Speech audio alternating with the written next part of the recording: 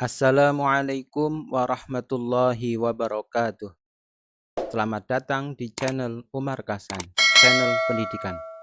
Kali ini kita akan membahas Peraturan Bupati Kebumen nomor 25 tahun 2020 tentang petunjuk teknis pelaksanaan penerimaan peserta didik baru pada Taman Kanak-kanak, Sekolah Dasar, dan Sekolah Menengah Pertama.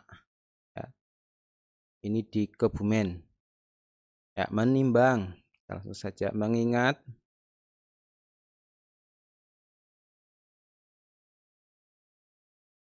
menetapkan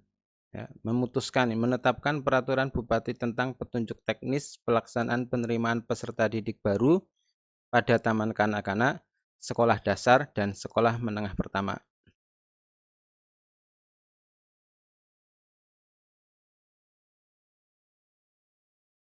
Bagian ke-1, waktu dan mekanisme PPDB.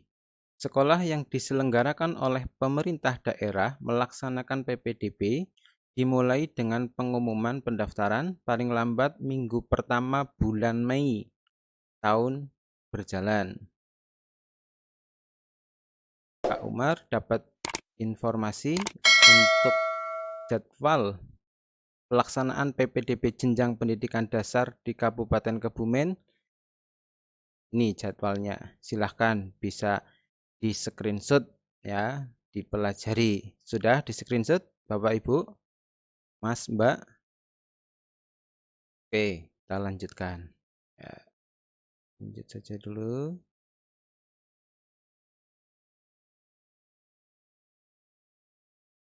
Pasal 3, PPDB dilaksanakan dengan menggunakan mekanisme sebagai berikut. Jenjang TK dan SD menggunakan mekanisme luring. Jenjang SMP yang diselenggarakan oleh pemerintah daerah menggunakan mekanisme daring dengan mengunggah dokumen yang dibutuhkan sesuai dengan persyaratan ke laman pendaftaran ppdb.disdik.kebumen.go.id. Ya, ini yang di daerah Kebumen. Yang tadi adalah Semarang, ini yang di Kebumen. Ya, besok ini yang akan digunakan di Kebumen. Ya, terus lanjut lagi.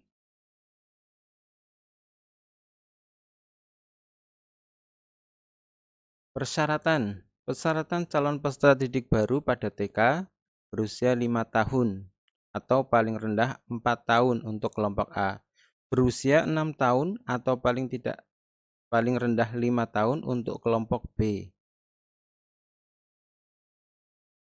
Persyaratan calon peserta didik baru kelas 1 SD berusia 7 tahun atau paling rendah 6 tahun pada tanggal 1 Juli tahun berjalan. Ya.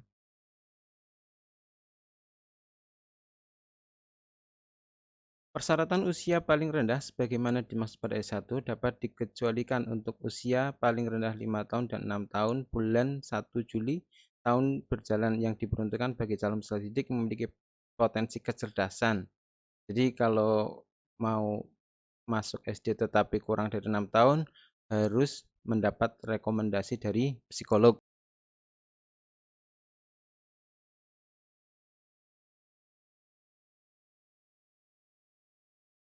Ya.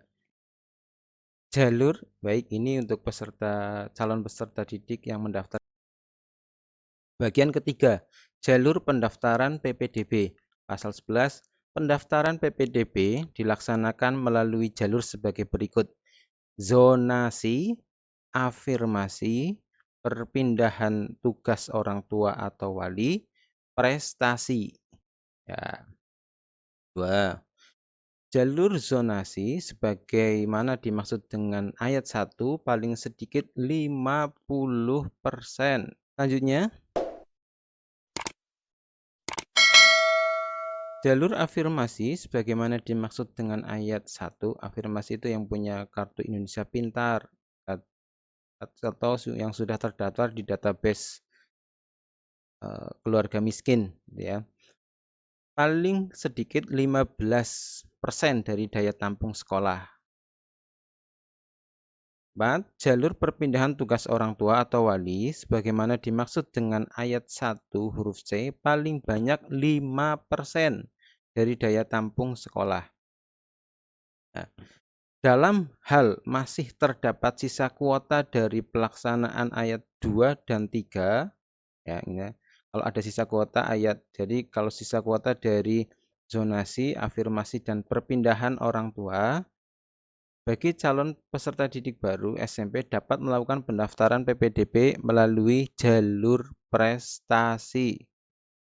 Ada kata apabila ada sisa kuota. Kalau tidak ada ya mungkin saja tidak menggunakan jalur prestasi, gitu kan. 6. Calon peserta didik hanya dapat memilih satu jalur pendaftaran PPDB dalam satu wilayah zonasi. 7. Selain melakukan pendaftaran PPDB melalui jalur zonasi sesuai dengan domisili dalam zonasi yang telah ditetapkan, calon peserta didik dapat melakukan pendaftaran PPDB melalui jalur afirmasi atau jalur prestasi di luar zonasi domisili peserta didik. Nah, lanjut. Pasal 12 ini. Dalam pelaksanaan PPDB melalui jalur zonasi dengan kuota paling sedikit 50% sebagaimana dimaksud pasal 11 ayat 1 huruf A diperuntukkan bagi peserta didik yang berdomisili di dalam wilayah zonasi yang ditetapkan, termasuk kuota bagi anak penyandang disabilitas.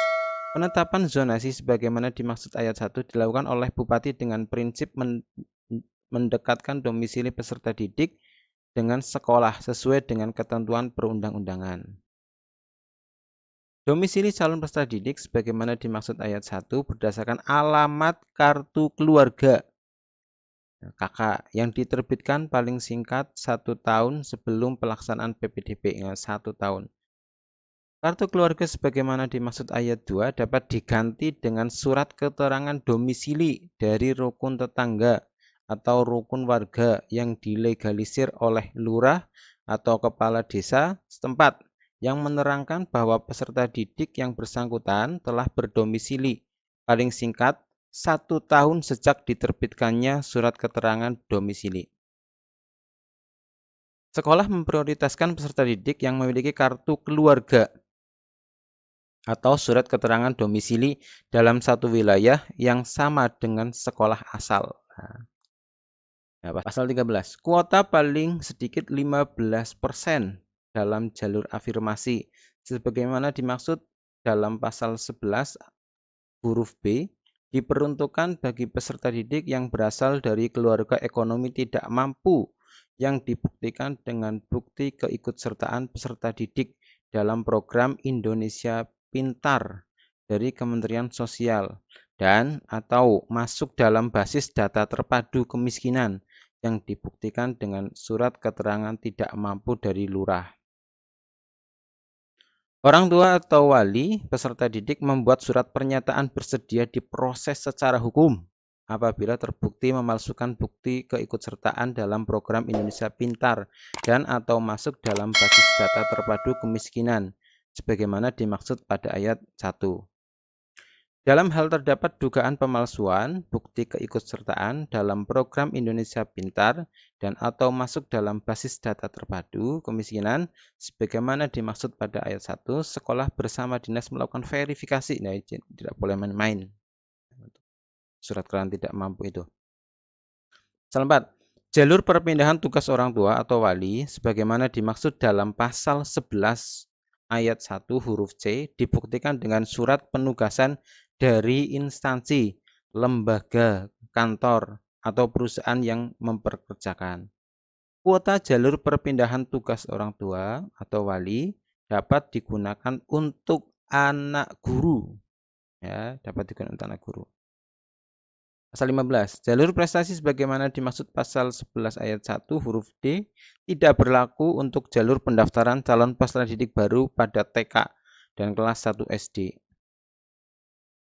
Jalur prestasi sebagaimana dimaksud pada ayat 1 ditentukan berdasarkan hasil akumulasi nilai rapot 5 semester terakhir dan atau berarti bisa kalau dan atau berarti kan boleh ini tok atau sama B gitu kan.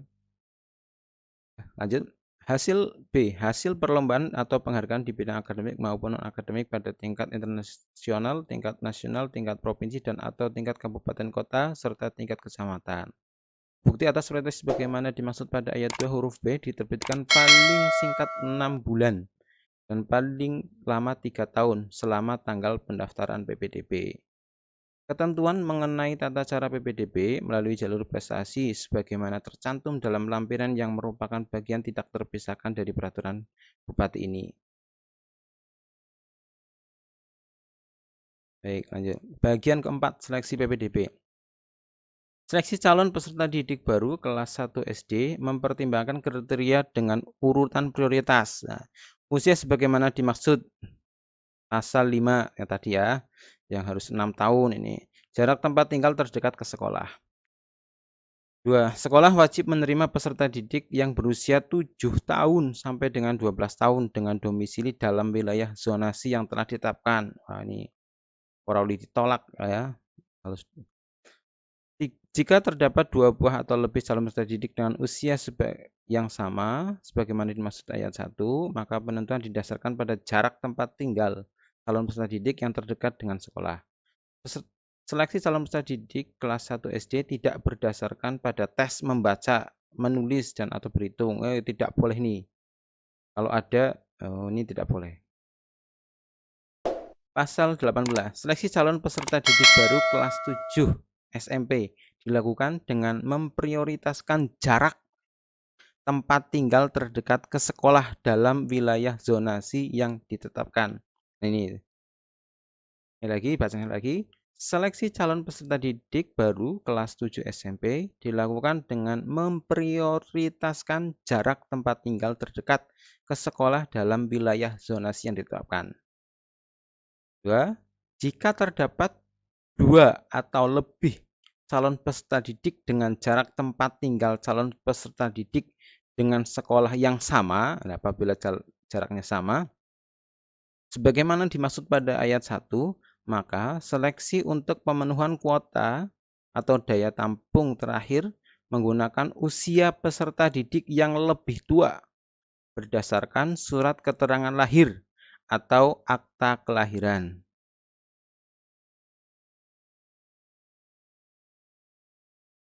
Silakan bagi yang membutuhkan hal ini, silakan buka deskripsi di YouTube ini, klik download, nanti dari Pak Umar akan memberikan link downloadnya. Silakan di-download dan dipelajari.